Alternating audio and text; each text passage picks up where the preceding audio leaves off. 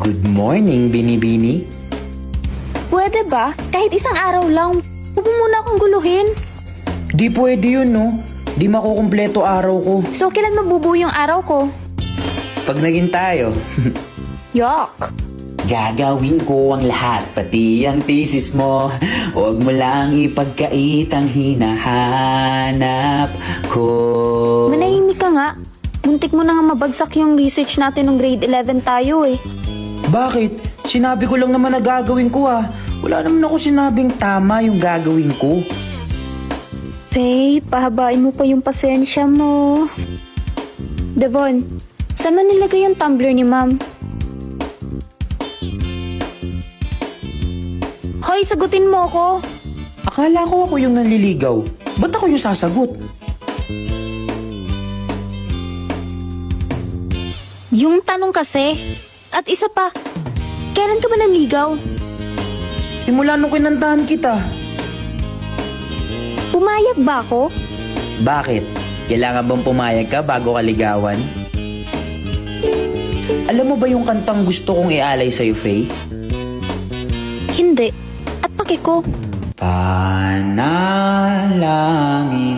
ko sa habang buhay, makapiling ka, makasama ka, yan ang panalangin ko. Yang kantang yan kakantahin ko para sa'yo lang. Eee. Cringe. Aalis na pala si Kuya Devon papuntang California? Ha?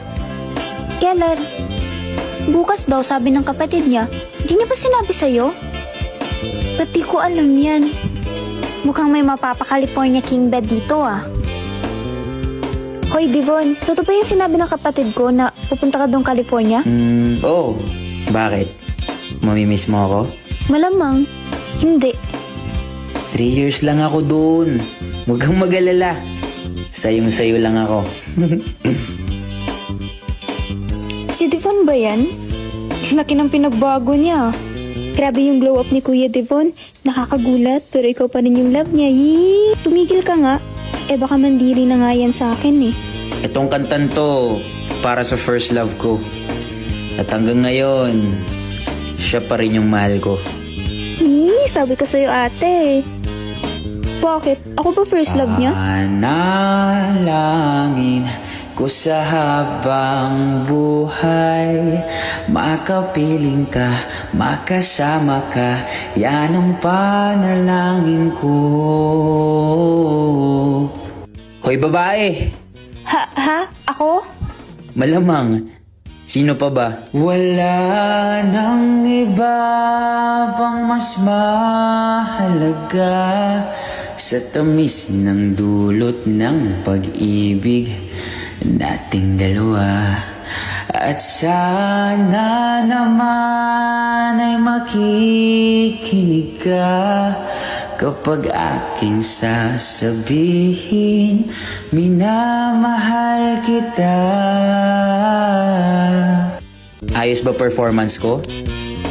Para sa'yo lang yun. Di ka pa rin nagbabago. Di talaga.